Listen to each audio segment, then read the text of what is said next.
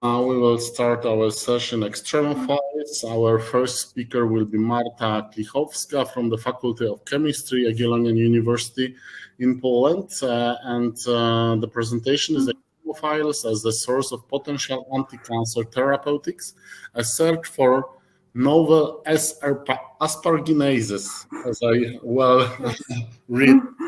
And Marta's space is yours. Okay, so let me share my screen. All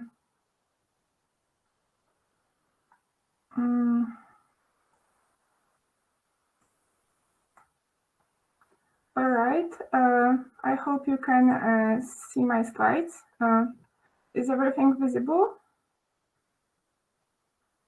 Okay, so I hope you can see everything. I'd like to tell All you is visible, sorry. Excuse me, is it okay? All is visible, perfect. Okay.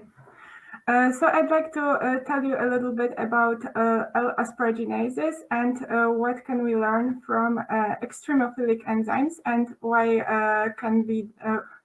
how they can be useful in the search of novel anti-cancer therapeutics. I'm a PhD student at the Faculty of Chemistry at Jagiellonian University. And my team focuses on L-asparaginases. And why are these proteins why are they important? This is because actually L-asparaginases are currently used as anti-cancer therapeutics. They are used to treat acute lymphoblastic leukemia, which is a type of cancer which occurs mostly in children. And the introduction of these proteins as drugs actually increase the survival rates of patients to about 90%. So they are really effective drugs. But there is a problem with them.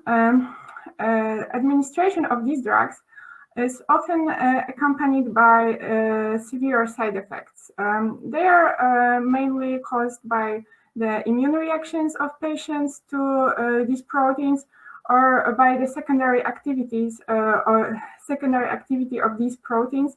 They are also able to hydrolyze, apart from L-asparagine, they are able to hydrolyze L-glutamine, which is really not wanted in the therapy and which can result in these unwanted effects.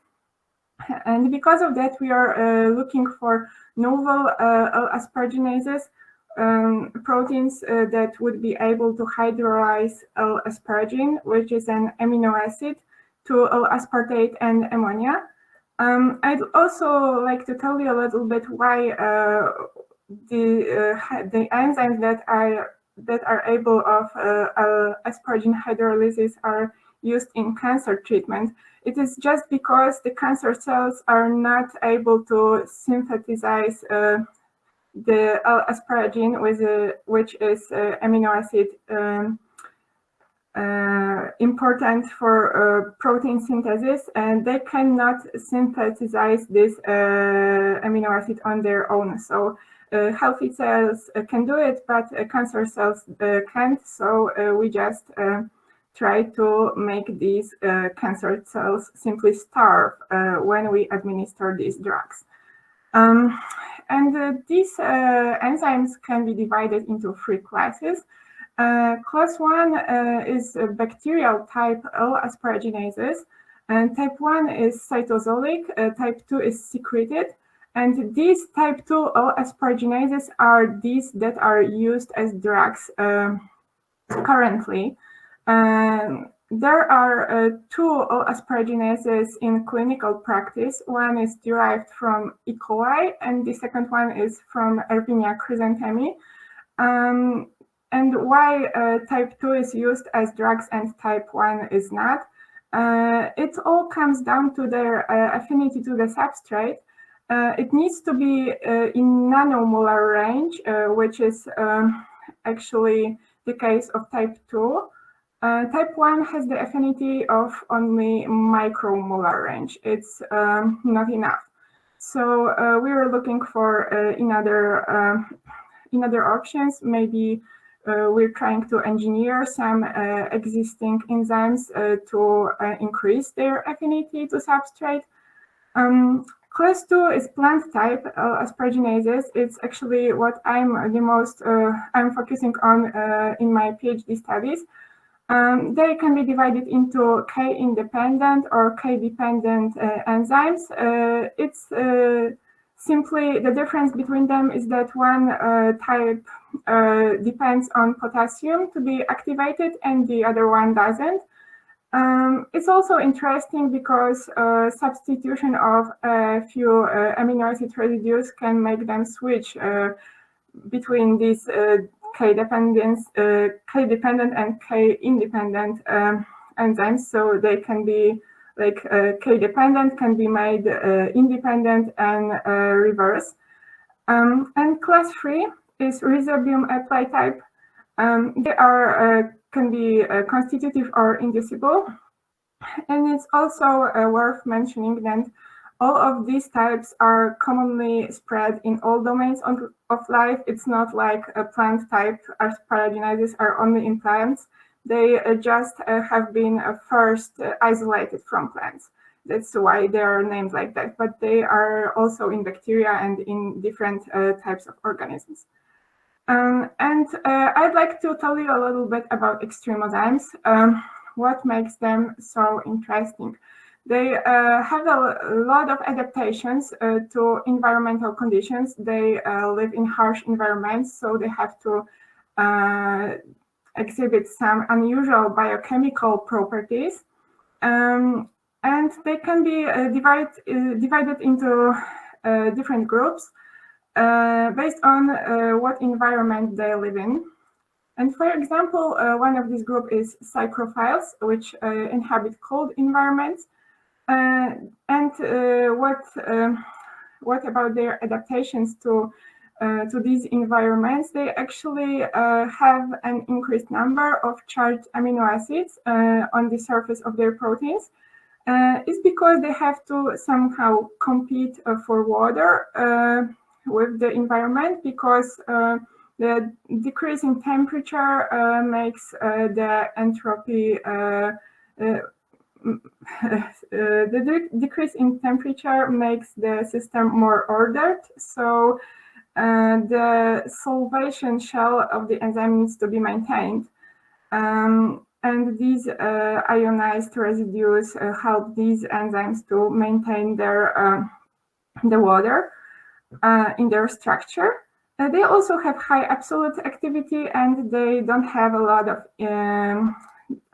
these hydrogen or ionic bonds in their structure, just to increase their flexibility, just to be able to catalyze this reaction in a low entropy environment.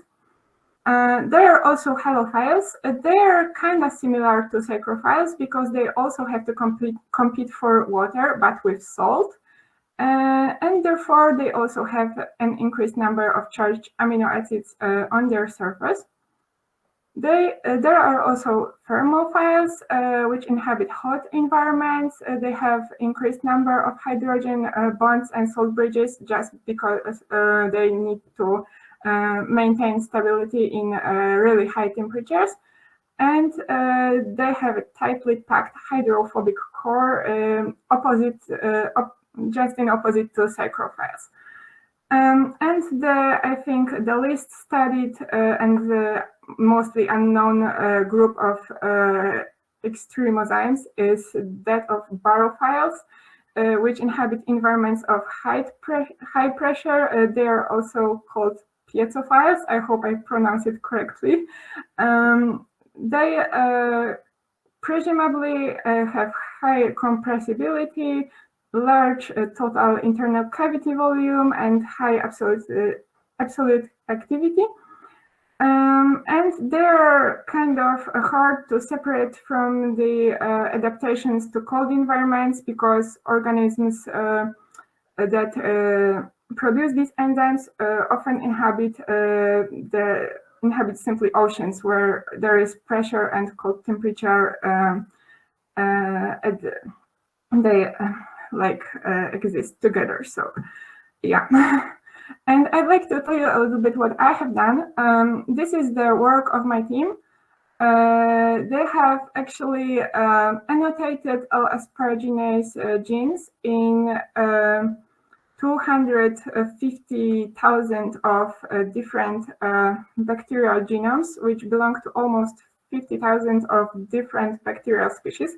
And among these species, there were a lot of extremophilic species. I chose some of them. My favorite is Cytobacillus hornekia. It has been isolated from a NASA spacecraft assembly clean room, which was simply extensively UV irradiated. And this bacterium was able to produce spores, which were really resistant to UV irradiation. But also I've analyzed some proteins from different species. For example, I also like Psychromonas ingrahami, which is capable of growing in minus 12 Celsius degrees. So I think it's really, really cold. And there are also species from some kind of from different hot springs and highly resistant to ionizing radiation. I have modeled these the 3D structures of these enzymes using a tool named CollabFold. It's a tool that uses artificial intelligence to predict the higher order structure of the protein. And I compared the results with existing structures. Okay, thank you. In a protein database, in the structures that have been already solved and are deposited in protein database. And I'd like to show you some of my results.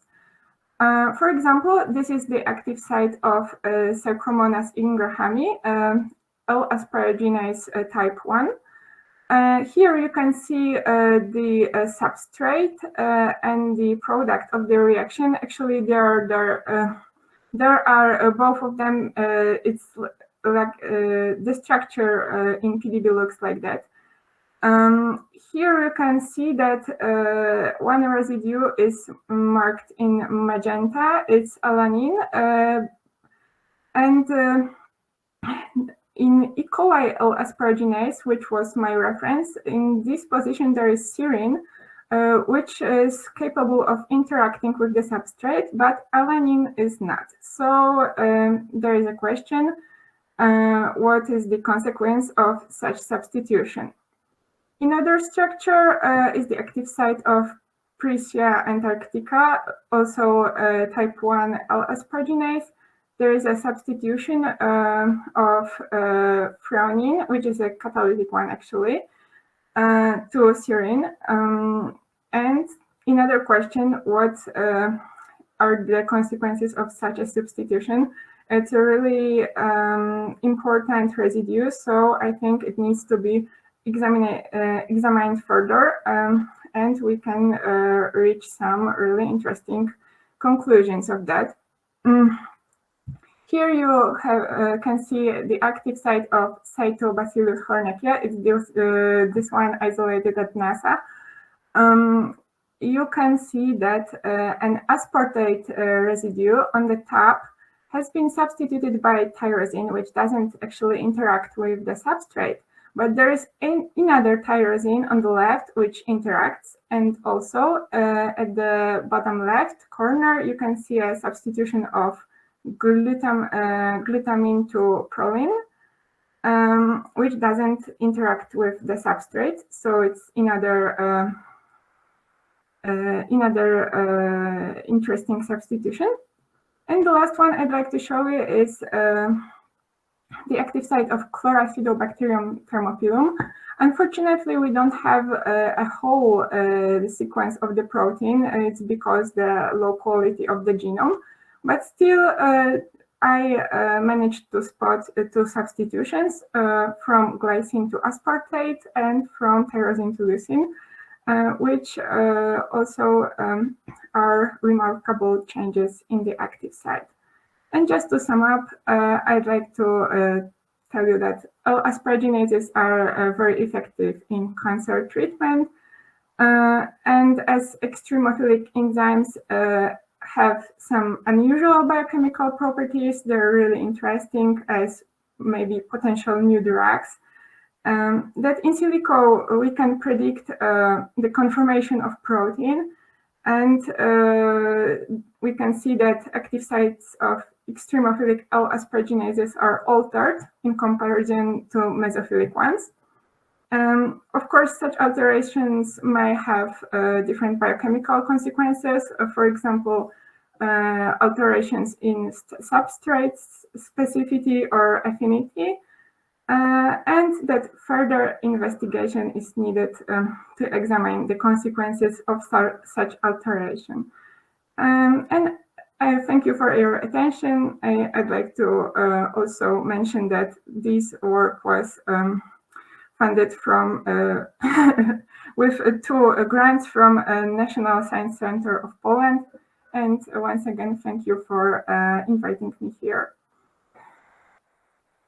Okay, thank you, Marta. We have thank you for the interesting talk. We have time for a few questions. We still have 4 minutes, and the first question is from Priya, and she wants to thank you for your interesting talk and ask you if you looked of any holoarchaea, because they are quite easy to grow. And she wants to ask you if you tried with these extremophiles, and they may include. She proposed like Antarctic paleo extremophiles, Holorum lacus profundi. I sorry for the. Can you repeat for this question? Answer this question. Yeah, we haven't tried to work with the archaea yet, but we are going to examine also archaeal L-asparaginases. However, I think we are also going to look at different archaeal enzymes, definitely. Okay. Do we have any other questions? If you have any other questions, please write them on the chat. I have the question, maybe a bit stupid because I'm working on the extremophiles, but they are animals. I'm working on tardigrades, but I want to ask you, how is possible to culture such extremophiles which need to live, for example, under high pressure that belong to the piezophils, or they need to live in the I don't know, extremely low temperature on extremely high temperature. How you culture them in the lab? Actually, we don't. We would like to clone these genes into E. coli and produce just the proteins of interest in